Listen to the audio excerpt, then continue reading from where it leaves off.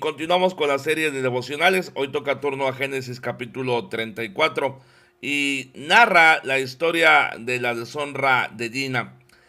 Algo que tenemos que entender, hermanos, como por ejemplo ayer hablábamos de la reconciliación de Jacob y Esaú, que al final vimos que no fue reconciliación, sino como una lección de liderazgo de Jacob. Pero vemos, hermanos, el mandato del Señor. Dios había mandado a Jacob a irse hasta Betel. Pero Jacob, hermanos, obedeció parcialmente. Media obediencia es desobediencia, hermanos. Y bueno, él no entendió, hermanos, que debía ir a Betel. Se estableció en Sucot, de hecho Sucot significa cabañas, y compró tierra ahí con Siquem. Se estableció ahí y estableció un altar. Quiso espiritualizar, ¿verdad? Erigió ahí un altar y lo llamó el Elohe Israel. Esto es Dios, el Dios de Israel. Tenemos que entender, hermanos, que no podemos espiritualizar las malas decisiones. Dios en su palabra no va contra lo que Él dice, por más que lo espiritualicemos.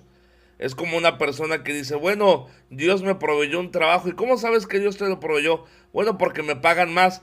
Y bueno, ¿y qué implica tu trabajo? Bueno, implica faltar el domingo. No espiritualice ese tipo de decisiones. Si su trabajo le obliga a faltar el domingo a la iglesia, usted está mal con Dios.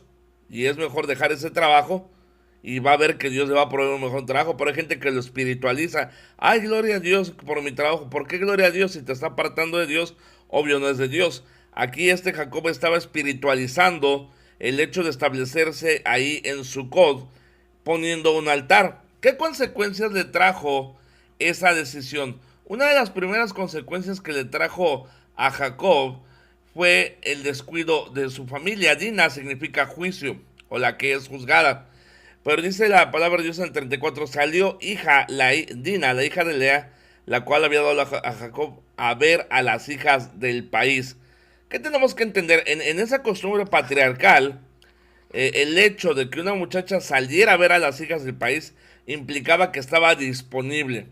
Si Jacob no hubiera querido que su hija hubiera, porque fue violada su hija, la hubiera cuidado más. Tenemos que tener mucho cuidado de nuestros hijos, de lo que ellos ven, de lo que ellos ven en internet, por ejemplo. Ahorita hay algo muy mentado, algo muy sonado sobre videos de suicidio dentro de YouTube Kids, hablando de Momo, de Peppa Pig, de todo ese contexto, ¿verdad? Y muchas veces los papás le damos el celular, la tablet, el iPad al niño para que no moleste, para que se aplaque, sin saber lo que nuestros hijos están viendo.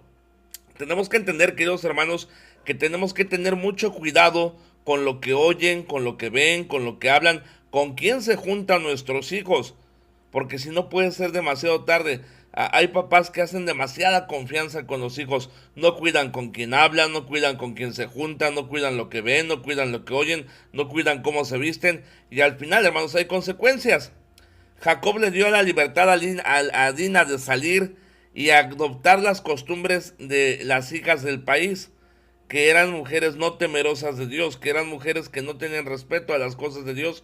Y al verla ahí, Siquem, dice la palabra de Dios que la deshonró, y en el hebreo cometió una vileza con ella, abusó sexualmente de ella.